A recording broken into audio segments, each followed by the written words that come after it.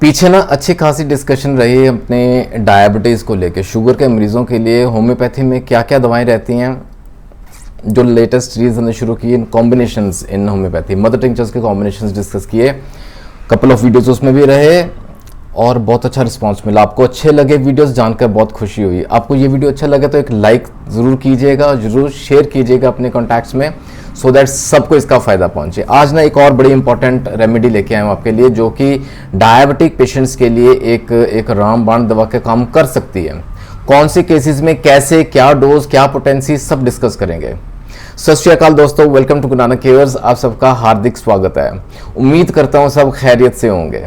दवा का नाम है लैक्टिकम एसिडम, जिसको हम लैक्टिक एसिड के नाम से अच्छे से जानते हैं। लैक्टिक एसिड ना डायबिटिक पेशेंट्स के लिए बहुत अच्छी है, स्पेशली जो ना प्री डायबिटिक कंडीशंस रहती है ना पेशेंट्स की। अभी फुल ब्लोन डायबिटीज शुगर के पेशेंट नहीं कहलाए जाएंगे, उनकी क्लास अलग है। प्री डायबिटिक या फैमिली हिस्ट्री रहती है, परिवार में डायबिटीज चलता आ रहा है, शुगर की बीमारी चलती आ रही है, तो बच्चों में आगे संभावना बढ़ जाती है। ऐसे केसेस में जो सिम्टम्स बताऊंगा, अगर वो सिम्टम्स आ रहे हैं तो लैक्टिकम एसिडम मास्टर रेमेडी का काम करती है।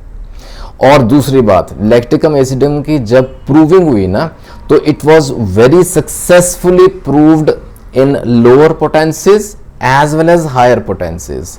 छोटी और बड़ी दोनों पोटेंसीज में इसको अच्छे से प्रूव किया गया विद वेरी गुड रिजल्ट्स। और दोनों भी ना डायबिटिक पेशेंट्स के लिए अच्छे रिजल्ट्स दिखे हैं डायबिटिक पेशेंट्स में। इसका मेन लक्षण मैं आपके सामने सीधा रखता हूं, जो कि डायबिटिक पेशेंट्स में अक्सर देखने में आता है। Frequent passing of urine, bathroom जाने को बार बार होगा, पेशाब बार बार आएगा एंड लार्ज क्वांटिटीज में आएगा एंड विद सैकराइन यूरिन, यानी कि पेशाब के अंदर शुगर की मात्रा पाई जाएगी। गुड क्वांटिटी, अच्छी खासी शुगर की मात्रा पाई जाती है पेशाब में। और ऐसे बंदे को प्यास भी अच्छी लगती है, पानी अच्छा पीता है, भूख अच्छी लगती है, एपेटाइट इज गुड, खाने को बार बार होता है, प्यास अच्छी लगती है और बाथरूम बार बार जाने को होगा।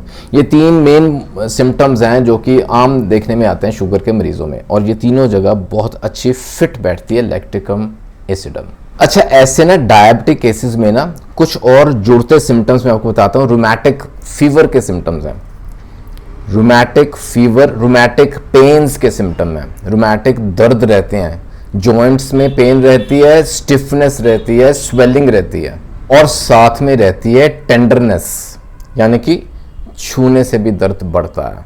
पेन, स्वेलिंग, स्टिफनेस, टेंडरनेस, ये चार सिम्टम्स। ये और जो ये याद रखिए, बड़ा इंपॉर्टेंट सिम्टम है ये ना, मोशन से और दिक्कतें बढ़ती हैं। जितना वो मूव करेगा पेशेंट, उसको ये जॉइंट पेन्स, ये दर्द बढ़ेंगे। ब्रायनिया याद आता है ना, ब्रायनिया एल्बा, मिलते जुलते सिम्टम्स, लेकिन याद रखिए एंटीडोट है लैक्टिक एसिड का। अब बड़ा ही important symptom, very very important symptom, इसको तो अच्छे से सुनिएगा, समझिएगा, नोट कीजिएगा। डायबिटिक पेशेंट्स में मैंने बताया आपको यूरिन के सिम्टम्स, वीकनेस, भूख, और उसकी बात हो गई है। अब इसके साथ रूमैटिक पेन्स की बात की मैंने, लेकिन ऐसे बंदे को ना एक तरह से ना एवर्जन रहती है एक्सरसाइज से। एक्सरसाइज नहीं करेगा वो, उसको एवर्जन है, होनी नहीं है उससे, वीकनेस है। लेकिन जो दिक्कतें मैं बता रहा हूं, एसोसिएटेड सिम्टम्स हैं, डायबिटिक पेशेंट्स में अगर पाए जाते हैं तो ये दवा काम करेगी। वो सिम्टम्स, वो लक्षण बिल्कुल सेम वैसे आते हैं जैसे ना बहुत ज्यादा वर्कआउट कर लिया, बहुत ज्यादा एक्सरसाइज कर ली, वर्जिश बहुत ज्यादा कर ली, करेगा नहीं वो, लेकिन सिम्टम्स आ रहे हैं। कमजोरी वैसी हो जाती है जैसे बहुत ज्यादा हमने वर्जिश की, बहुत ज्यादा एक्सरसाइज की, उसके बाद के आप इमेजिन कीजिए, है ना, आप मन में ले आए कि क्या वीकनेस होती है उसमें, क्या और क्या कंडीशन रहती है बंदे की। थकान है, वीकनेस है, बॉडी एक्स हैं, और जॉइंट पेन्स भी होते हैं कई बार जब ज़्यादा वर्जिश कर लें तो, है ना। तो ये जो वीकनेस है ना, थकान है, जो कि वर्जिश होने के बाद होती है, इसको बिना वर्जिश किए हो रही है। Got it. ये सिम्टम्स अगर डायबिटिक पेशेंट्स में आ रहे हैं तो जादुई असर दिखता है लैक्टिक एसिड का। और साथ में ना जनरल डेबिलिटी रहती है, कमजोरी महसूस करता है, टांगों में पर्टिकुलरली बहुत वीकनेस महसूस करता है, इतनी ज्यादा कि वो ना कंपी सी होती है, trembling of legs, trembling of limbs. जब वो चलेगा ना वाइल वॉकिंग, ये ट्रेम्बलिंग और बढ़ेगी, ये कंपी और बढ़ेगी। ठीक है, वीकनेस है, वेरीनेस है, डेबिलिटी है, और मोशन से ये दिक्कतें और बढ़ती हैं, मूवमेंट से दिक्कतें और बढ़ती हैं, एग्रवेट होती हैं। और एक बात और याद कराऊं आपको, ये मैं बताऊं आपको, मोडालिटीज में ना इसका बड़ा टिपिकल रहता है कि वो स्मोकिंग करने से इसकी दिक्कतें और बढ़ेंगी, ये याद रखिएगा। धूम्रपान ना करे तो अच्छा है, क्योंकि इसकी दिक्कतें बढ़ती हैं। ठीक है, ये इसके मेन जो वेरी वेरी इंपॉर्टेंट सिम्टम मैंने बताए थे आपको वो है। उसके साथ जुड़ता है इसकी एपेटाइट की बात करते हैं। उसकी भूख कैसी है, ज़्यादा लगती है, नॉर्मल से ज़्यादा लगती है, वो खाएगा भी ज़्यादा।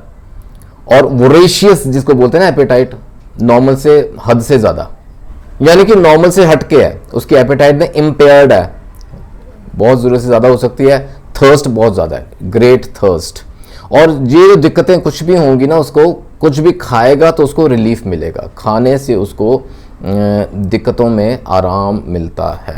और साथ में इंपॉर्टेंट सिम्टम वो जुड़ता है, वो है नौजिया का, उल्टी आने की जैसे स्थिति, उल्टी आने की मन करता है बार बार, नौजियाटिक सा फील कर, नौजिया रहता है बहुत ज़्यादा। और ये तकरीबन सुबह के समय ज़्यादा रहता है, जब वो सो के उठते हैं ना उस वक्त ज़्यादा रहता है, जैसे डायबिटिक पेशेंट्स को अक्सर होता है, या प्रेग्नेंट लेडीज़ को होता है ना प्रेगनेंसी में। तो अगर वहां भी ये सिम्टम आ रहा है तो ये दवा काम करेगी, हेल्प करेगी। So nausea is on a higher side, तकरीबन परसिस्टेंट नोजिया कह सकते हैं, कुछ दिनों तक लगातार ऐसा रहता है अगर दवा ना ली तो।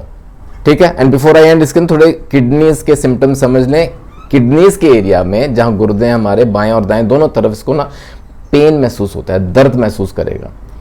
अच्छा, यूरिन जाने को बार बार होता है, फ्रीक्वेंटली यूरिन जाता है और यूरिन आता भी है, बहुत अच्छी क्वांटिटी में आता है, बहुत ज्यादा आता है, मतलब दिन हो रात हो उसने बार बार यूरिन पास करने के लिए जाना है। अगर वो नहीं जाता, उसको रोकने की कोशिश करेगा तो उसको दर्द होगा, and will feel relief once he passes the urine.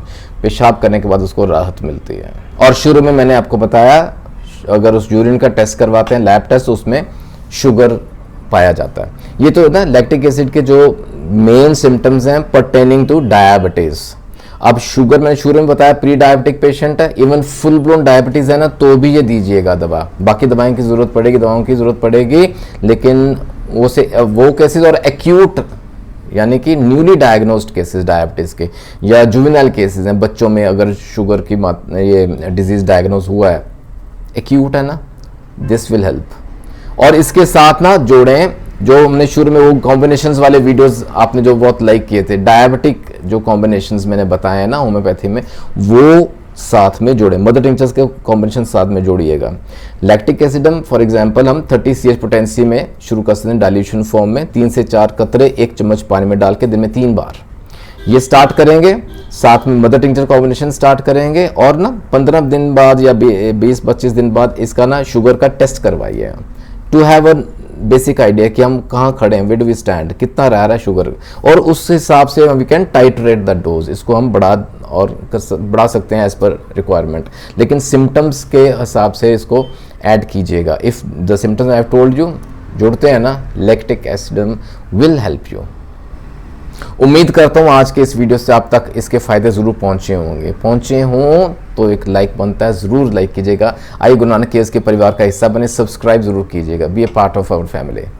जल्दी मिलेंगे अगले वीडियो में, अपना ख्याल रखिएगा जरूर दोस्तों। Take care, God bless.